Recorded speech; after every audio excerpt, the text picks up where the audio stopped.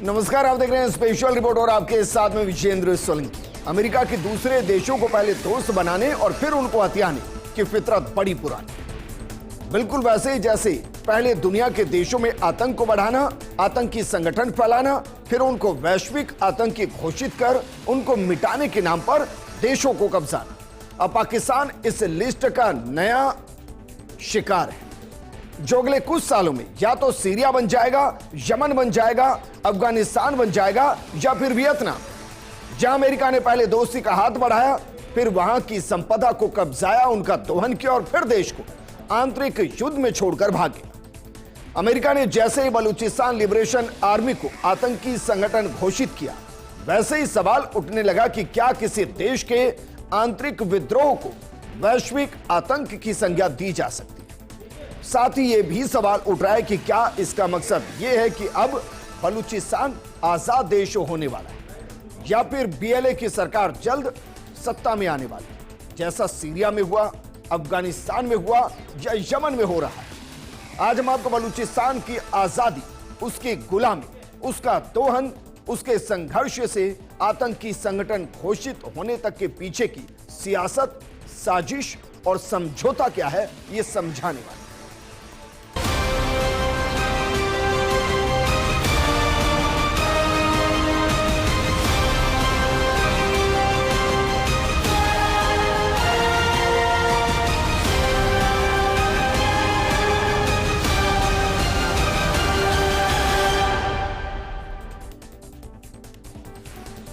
सबसे पहले आपको समझाते हैं कि अमेरिका ने बीएलए को एफटीओ लिस्ट में अगर डाला तो क्यों डाला और एफटीओ लिस्ट क्या होती है। दरअसल अमेरिका ने बलूचिस्तान लिबरेशन आर्मी को विदेशी आतंकी संगठन घोषित किया, यानी कि फॉरेन टेररिस्ट ऑर्गेनाइजेशन।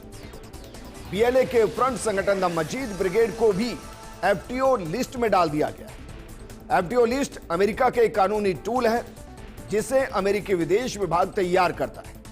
इस लिस्ट में उन आतंकी संगठनों को डाला जाता है जो अमेरिका के लिए खतरा। इस लाइन को जरा गौर से समझिएगा। वो आतंकी संगठन जो अमेरिका के लिए खतरा। बीएलए अमेरिका के लिए खतरा नहीं, मजीद ब्रिगेड अमेरिका के लिए खतरा नहीं। एक भी ऐसा घटना नहीं जिसमें बीएलए ने या मजीद ब्रिगेड ने अमेरिका या अमेरिका के सैनिकों पर अटैक किया, वो बिल्कुल नहीं है। उल्टा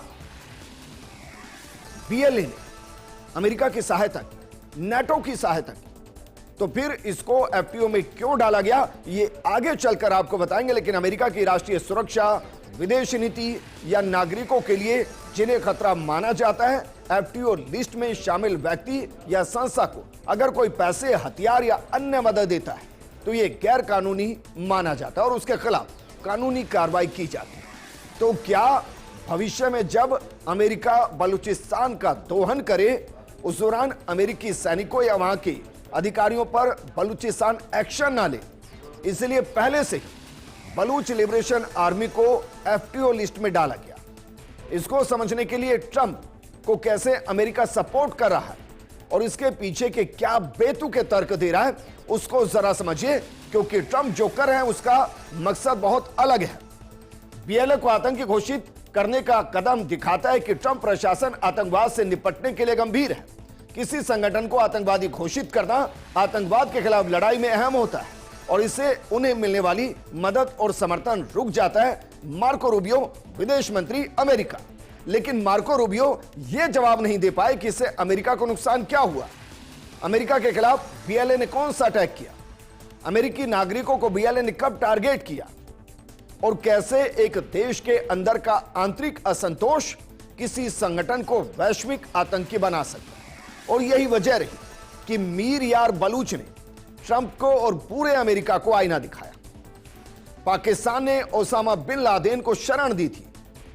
अमेरिका और पश्चिम के हितों के खिलाफ नकली जिहाद छेड़ा, सहयोगियों को धोखा दिया गया और कट्टरपंथ को बढ़ावा दिया गया। उसे ही अमेरिका आज रणनीतिक सहयोगी बता रहा है। यह बात पाकिस्तान को लेकर हो रही है, जिसे मीर यार बलोच कह रहे हैं कि जिस पाकिस्तान ने ओसामा बिन लादेन को पाला, जिस ओसामा बिन लादेन ने अमेरिका पर अटैक किया, आज वही अमेरिका पाकिस्तान को अपना सहयोगी बता रहा है।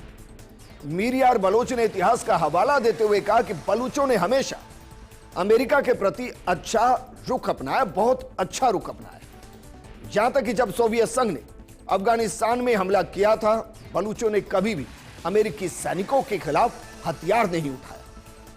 9/11 हमले के बाद नाटो की सप्लाई लाइन बलूचिस्तान से होकर गुजरी, लेकिन बलूच स्वतंत्रता संग्राम सेनानियों ने कभी भी अमेरिकी काफिले पर हमला नहीं किया। तो फिर भला बलूच लिबरेशन आर्मी अमेरिका के लिए खतरा कैसे हो गई? और यहीं से अमेरिका का दोहरा चरित्र नजर आता है। कैसे दोहरा चरित्र नजर आता है, जरा इसको भी देखिए और समझने की कोशिश कीजिए। बलूच आतंकवादी नहीं है, बल्कि पाकिस्तान प्रायोजित आतंकवाद के शिकार है। अमेरिका पाकिस्तान की करतूतों पर आंख बंद किए रहता है, जबकि बलूचों ने हमेशा अमेरिका का साथ दिया। यह अमेरिका का दोहरा चरित्र है। मीर यार बलूच, मानवाधिकार कार्यकर्ता, बलूचिस्तान। तो क्या सिर्फ मुनीर के कहने पर अमेरिका ऐसा कर रहा है? बिल्कुल नहीं। इसमें अमेरिका का अपना एक बड़ा हित है। उसको पाकिस्तान से कोई लेना देना नहीं है, उसे मुनीर से कोई लेना देना नहीं। उसे अगर किसी से लेना देना है तो बलूच के नायाब खजाने पर अब ट्रंप की नजर है, जो ट्रंप को लग रहा है कि शायद सीपैक कॉरिडोर के जरिए चाइना हथियार लेगा। और इसीलिए मुनीर को अपने व्हाइट हाउस में बुलाकर लंच करके शायद इस खजाने को हड़पने की साजिश ट्रंप ने रची है। पाकिस्तान से अमेरिका की नजदीकी की असल वजह बलूचिस्तान है। वो बलूचिस्तान जिसमें रेयर अर्थ मेटल के भंडार है, जिसका अमेरिका दोहन करना चाहता है। वर्तमान में रेयर अर्थ की ग्लोबल सप्लाई पर चीन का कब्जा है और इसके चलते अमेरिका बीजिंग के खिलाफ एक्शन नहीं ले पा रहा। अगर बलूचिस्तान के खनिज भंडार अमेरिका को हासिल होते हैं तो अमेरिका चीनी के वर्चस्व को तोड़ने की साजिश चल सकता है। बलूचिस्तान में सोने और दुर्लभ रेयर अर्थ मिनरल्स के विशाल भंडार है, विशाल भंडार। और इसका अंदाजा आप इससे लगाइए कि पाकिस्तान की कुल खनिज संपदा का 80% से ज्यादा बलूचिस्तान में है। बलूचिस्तान प्राकृतिक संसाधनों के मामले में बेहद समृद्ध माना जाता है और यही वजह है। अब सोचिए जरा, इसी ट्रंप ने रूस यूक्रेन जंग में क्या किया? यूक्रेन के रेयर अर्थ मेटल को कब्जाने के लिए हथियार देने से मना कर दिया और कहा कि हथियार चाहिए तो फिर आपको $500 अरब के रेयर अर्थ मेटल के दोहन की परमिशन देनी होगी। बिल्कुल यही पाकिस्तान के साथ होने वाला है। एक हद तक अमेरिका उसको सपोर्ट करेगा और जैसे ही पाकिस्तान के अंदर अमेरिका के सहयोग का वातावरण बनेगा, बलूचिस्तान को जमकर लूटा जाएगा और इससे बलूचिस्तान के अंदर विद्रोह और बढ़ेगा। और जब यह विद्रोह पाकिस्तान के कंट्रोल से बाहर होगा, अफगानिस्तान की तरह अमेरिका छोड़कर भाग जाएगा। और क्या यहीं से बलूचिस्तान की आजादी का रास्ता शुरू होगा? जरा समझिए, बलूचिस्तान जो सोने की चिड़िया है, क्या उसको लूटने को सब तैयार और क्या उसको बेचने को पाकिस्तान पूरी तरह से तैयार। एक तरफ वहां की सरकार जो चाइना को बेच रही है और दूसरी तरफ वहां की सेना जो अमेरिका को बेच रही है, क्योंकि बलूचिस्तान पाकिस्तान में सोने और तांबे के विशाल भंडारों के लिए जाना जाता है। खासकर रैकोडिक और सैनाक खदानों में। रैकोडिक दुनिया की सबसे बड़ी तांबा सोना खदान है। यहां 5.9 अरब टन अयस्क है, जिसमें 0.41% तांबा और 0.22 ग्राम प्रति टन सोना शामिल है। और इसका मूल्य लगभग $500 बिलियन से $1 ट्रिलियन के आसपास आंका गया है। यह 50 सालों तक खनन के लिए पर्याप्त है। सेना खदान में 412 मिलियन टन अयस्क है, जो प्रतिवर्ष 15,800 टन तांबा, 1.47 टन सोना और 2.76 टन चांदी का उत्पादन कर सकता है, जिसकी कीमत 50 से 100 अरब डॉलर के आसपास है, जिस पर अमेरिका की नजर है, या यूं कहें कि व्यापारी ट्रंप की नजर है। हालांकि इन खदानों का लाभ स्थानीय बलूचों तक नहीं पहुंचा और यहीं से विद्रोह शुरू होता है।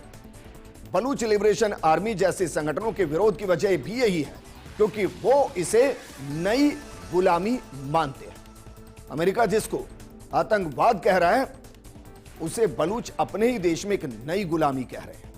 और उसकी वजह यह है कि केंद्र सरकार और विदेशी कंपनियां जैसे कि कनाडा की बैरिक गोल्ड, जिसके पास रैकोडिक का 50% हिस्सा है, सऊदी अरब जिसके पास 15% हिस्सा है, वो संसाधनों का दोहन करती है और उसमें बलूचिस्तान को कुछ नहीं मिलता, ना रोजगार मिलता है, ना मूलभूत सुविधाएं मिलती है, ना संसाधन मिलते हैं। अगर कुछ मिलता है तो वो पाकिस्तानी सैनिकों की गोलियां, जिसमें वो मरते हैं, जिसमें उनको गायब किया जाता है। आंकड़ा अगर हम आपको बताएंगे तो आपको लगेगा कि बलूचिस्तान में विद्रोह की आग ना जाने कब ज्वालामुखी बनकर पूरे पाकिस्तान को नील जाए। लेकिन बलूच में जो दुर्लभ खनिजों का भंडार है, जरा उस पर एक बार नजर डालिए और देखिए क्या क्या यहां पर मिलता है। अगर धात्विक खनिज की बात की जाए, यानी कि मेटेलिक की, तो तांबा है, सोना है, लोहा है, क्रोमाइड है, सीसा है, जस्सा है, निकल है, कोबाल्ट है और मोबिब्लेडन है। इसके अलावा अगर बात करें रेयर मेटल्स की, तो नियोडियम है, डिस्प्रोशियम है, यूट्रियन है, यूरेनियम है और थोरियम है। ये सब बलूच के अंदर है। आप सोचिए, बलूच जिसको दुनिया के नक्शे पर सबसे संपन्न जगह होना चाहिए था, वो दुनिया के नक्शे पर एक नर्क की जैसे। वजह यह कि सबको उसका दोहन करना है, लेकिन उनके संसाधनों में बलूचिस्तान को हिस्सा नहीं देना, वहां के रोजगार में बलूचिस्तान के नागरिकों को रोजगार नहीं देना और वहां उनके अधिकारों का हनन करते हुए उनकी हत्याएं करना। लेकिन अब सवाल यह है कि क्या वाकई में ट्रंप सिर्फ रेयर अर्थ मेटल और बाकी जो वहां के अयस्क हैं उनको कब्जाना चाहते हैं? तो इसमें मुनीर का फायदा क्या है? क्यों मुनीर बलूचिस्तान को अमेरिका के हाथों बेचना चाहते हैं, गिरवी रखना चाहते हैं? दरअसल बीएलए को एफटीओ लिस्ट में डालने का अमेरिका का ऐलान ऐसे समय में हुआ है जब पाकिस्तानी आर्मी चीफ आसिम मुनीर अमेरिकी दौरे पर थे। पाकिस्तान आर्मी चीफ की 1.5 महीने में दूसरी यात्रा थी। आसिम मुनीर का कार्यकाल कुछ ही महीनों बाद खत्म होने वाला है। मीडिया रिपोर्ट्स बताती है कि मुनीर पाकिस्तान में सत्ता पलट करना चाहते हैं। वहां के मौजूदा राष्ट्रपति आसिफ अली जरदारी को हटाकर मुनीर राष्ट्रपति बनना चाहते हैं और इसमें ट्रंप की सहायता चाहते हैं। वो चाहते हैं कि जैसे अमेरिका में पावर राष्ट्रपति यानी कि प्रेसिडेंशियल सेंट्रिक है, ऐसे ही पाकिस्तान के संविधान में संशोधन किया जाए और प्रेसिडेंशियली पावर को सेंट्रलाइज करते हुए वहां पर प्रधानमंत्री प्राइम मिनिस्टर के पद को ऑलमोस्ट डमी कर दिया जाए। और इस काम में अमेरिका भी परोक्ष रूप से मुनीर की मदद कर रहा है। मुनीर ने इस काम के लिए अमेरिकी राष्ट्रपति डोनाल्ड ट्रंप को लालच दिया कि अब बलूचिस्तान में बहुतायत में पाए जाने वाले तमाम रेयर अर्थ, सोने और बेशकीमती खनिजी संसाधनों के दोहन का लालच अमेरिका को दिया जाता है। अमेरिका ने भी इसी के चलते बीएलए को आतंकवादी संगठन घोषित कर दिया, क्योंकि अमेरिका भी जानता है कि बिना बीएलए को कंट्रोल किए, बिना मजीद ब्रिगेड को कंट्रोल किए बलूचिस्तान में दोहन शुरू नहीं किया जा सकता, क्योंकि इसका खामियाजा चाइना पहले से भुगत रहा। लेकिन जो बलूचिस्तान अपनी आजादी की मांग कर रहा है, क्या कभी यह आजाद था?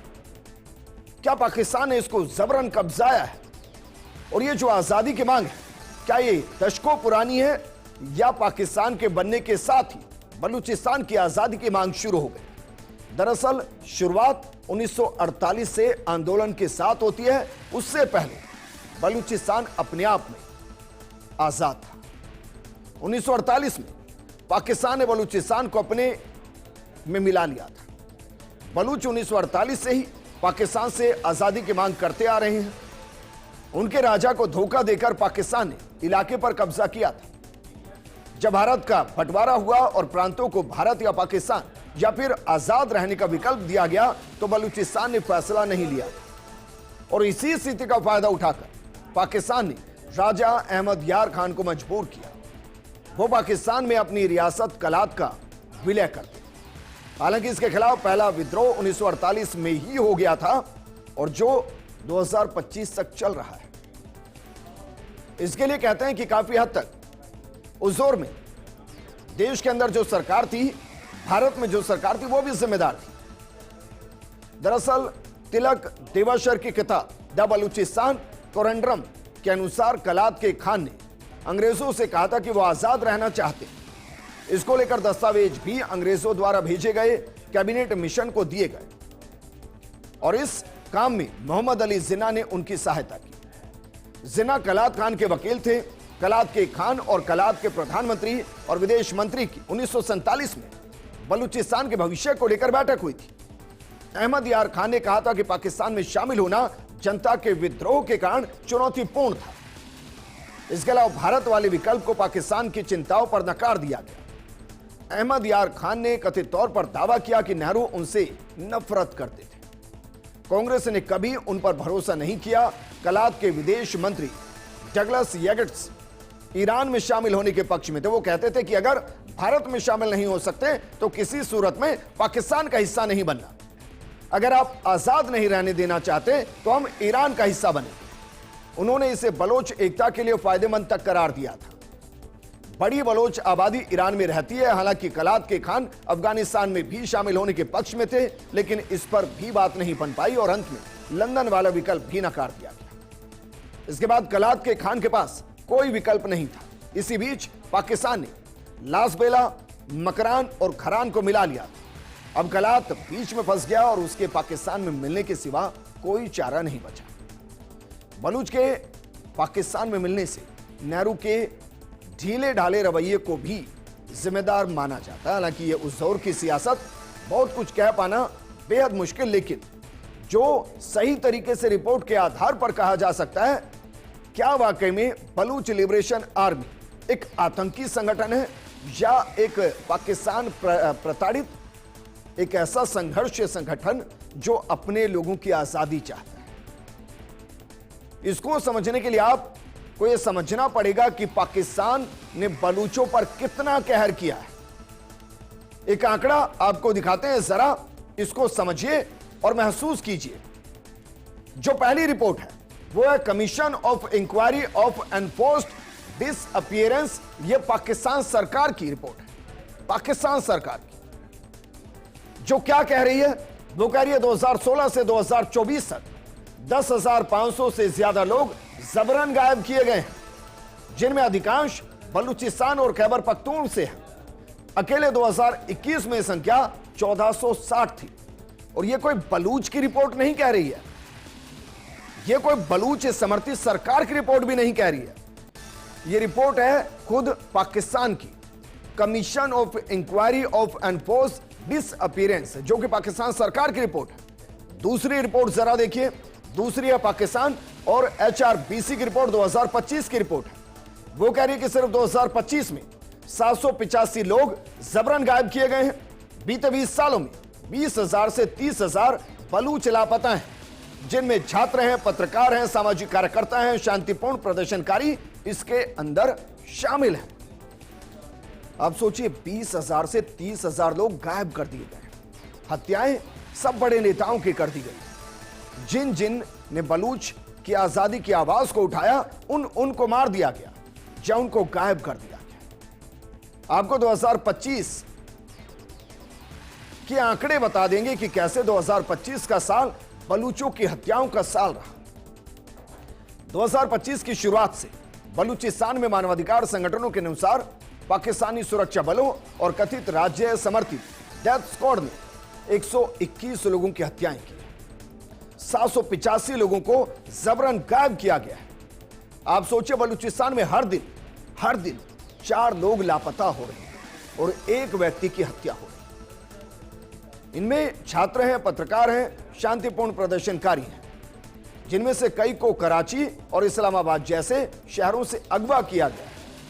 मई 2025 में 7 और बलूचों को जबरन गायब करने की खबर आई। जून में 84 लोग गायब हुए और 33 हत्याएं पाकिस्तानी सेना ने करवाई है। अब सोचिए, क्या वाकई में अगर अपनों को बचाने के लिए, अपनों की हत्याओं को रोकने के लिए अगर कोई हथियार उठा रहा है तो आप उसको विद्रोही कहेंगे, अपने लोगों की सुरक्षा करने वाले क्रांतिकारी कहेंगे, या फिर उनको आतंकी कहेंगे? अमेरिका एक नया खेल खेल रहा है। इसके जरिए वो भारत को भी शायद कोई संदेश देना चाहता है, लेकिन जैसे ही बलूचिस्तान लिबरेशन आर्मी को आतंकी संगठन घोषित किया गया, वैसे ही इतिहास के पन्नों को कईयों ने खंगाला और उसके बाद उन्होंने कहा कि कहीं ऐसा तो नहीं कि अमेरिका का ये आतंकी संगठन घोषित करना PLA को, PLA और मजीद ब्रिगेड के साथ बलूचिस्तान में एक ऐसी चिंगारी को हवा देगा जो उसे आजाद करा देगा। इतिहास के पन्नों में ऐसे कई उदाहरण हैं, कुछ उदाहरण हम आपको दे रहे हैं, जरा देखिए इस तस्वीर को, जरा देखिए। अभी की तस्वीर है 14 मई 2025 की। डोनाल्ड ट्रंप है इसके अंदर और सीरिया के अंतरिम राष्ट्रपति अहमद अल शरा है जिनसे मुलाकात कर रहे हैं। कमाल की बात यह है कि जो अल शरा है वो संयुक्त राष्ट्र द्वारा घोषित आतंकवादी और सीरिया की अल कायदा शाखा हयात तहरीक अल शाम के पूर्व नेता हैं। ये वही HTS है जिसको अमेरिका ने वैश्विक आतंकी घोषित किया और 2025 के अंदर खुद ट्रंप साहब उनके साथ मिल रहे हैं और डील कर रहे हैं। ये सीरिया की कहानी है। दूसरी कहानी देखिए 29 फरवरी 2020, ये अफगानिस्तान जिस पर इस वक्त तालिबान का कंट्रोल है। बाकायदा तालिबान प्रतिनिधिमंडल के नेता मुल्ला अब्दुल गनी बरादर और अफगानिस्तान में अमेरिकी दूत जलमाए दोनों मुलाकात कर रहे हैं। ये वही तालिबान है जिसको अमेरिका ने वैश्विक आतंकी घोषित किया और इसीलिए सवाल है कि बलूचिस्तान में जिस PLA को अमेरिका ने आतंकी घोषित किया है, कहीं ऐसा तो नहीं कि भविष्य में यहां एक आजाद मुल्क हो जिसके साथ अमेरिका का कोई नेता खड़ा होकर फोटो खिंचा रहा और वहां उनके साथ ट्रेड कर रहा। इसको जरा और अच्छे से समझिए। अमेरिका ने HTS को 31 मई 2018 को एक विदेशी आतंकवादी संगठन घोषित किया था, लेकिन पिछले साल इसी संगठन ने सीरिया में असद सरकार का तख्ता पलट कर दिया। आज अमेरिका ने इस संगठन को आतंकी लिस्ट से बाहर कर दिया है। कमाल की बात तो यह कि हाल ही में डोनाल्ड ट्रंप, जिनकी फोटो हमने दिखाई, HTS लीडर अल शरा से मुलाकात करते हैं। तालिबान की कहानी भी कुछ ऐसी है। तालिबान को 25 सितंबर 2001 को आतंकी लिस्ट में अमेरिका ने डाल दिया। आज तालिबान अफगानिस्तान पर काबिज है और वहां सरकार चला रहा है। अमेरिकी अधिकारी तालिबान के साथ बैठकें करते हैं, व्यापार समझौते करते हैं। कुछ ऐसे अमेरिका ने यमन में हूती को भी 2021 में आतंकी संगठन घोषित किया था। हूती भी यमन में अपनी सरकार चला रहे हैं और अमेरिका की नाक में दम किए हुए हैं। PLA भी लंबे समय से बलूचिस्तान की आजादी की लड़ाई लड़ रहे हैं, बलूच राष्ट्र की मांग कर रहे हैं। अब जब उनको अमेरिका ने आतंकी संगठन घोषित कर दिया है तो उसकी पाकिस्तानी यातनाओं और प्रताड़नाओं के खिलाफ लड़ाई के तौर तरीके बदल सकते हैं। PLA अब ऐसे तरीके अपना सकता है जिससे निपटना पाकिस्तान की सेना के लिए मुश्किल हो जाएगा। कुछ लोग कहते हैं कि अब बलूचिस्तान की आजादी के दिन करीब आ चुके हैं, लेकिन क्या वाकई में ट्रंप ने जो खेल खेला है उसमें मुनीर पाकिस्तान के अगले राष्ट्रपति होंगे? क्या चाइना के CPEC को ट्रंप बर्बाद कर देंगे? क्या भारत के खिलाफ मुनीर का इस सवाल हो रहा है और बलूचिस्तान की आजादी की मांग को क्या अमेरिका अपने फायदे के लिए दबाने की कोशिश कर रहा है? हालांकि बलूचिस्तान लिबरेशन आर्मी के अधिकारी ने या कहीं नेता ने या कहीं चीफ ने कहा है कि अमेरिका का दुश्मन बलूचिस्तान कभी नहीं है। अगर अमेरिका बलूचिस्तान के अंदर व्यापार करना चाहता है तो वो बलूचिस्तान को एक आजाद मुल्क घोषित कर दे, क्योंकि बलूचिस्तान चाइना के दोहन से परेशान है, पाकिस्तान की प्रताड़ना से परेशान है, वो अमेरिका के साथ व्यापार करने को तैयार। क्या ट्रंप इधर भी अपने फायदे के लिए जा सकते हैं? फिलहाल हम सिर्फ इतना कह सकते हैं कि अपने लोगों को बचाना, अपने लोगों के लिए आवाज उठाना कभी भी आतंक नहीं होता। पीड़ित ऐसा करते हैं और जो करते हैं वो स्वतंत्रता सेनानी कहलाते हैं, आजादी के रणबांकुरे कहलाते हैं। और बलूचिस्तान ने अमेरिका के खिलाफ कोई एक्शन अभी तक नहीं लिया, आतंकवादी एक्शन, कि उसे अमेरिका के अंदर आतंकवादी घोषित किया जाए। इस प्रोग्राम में फिलहाल इतना। यहां बने रहिए फर्स्ट इंडिया न्यूज के साथ, क्योंकि खबरों का सिलसिला लगातार जारी है। नमस्कार।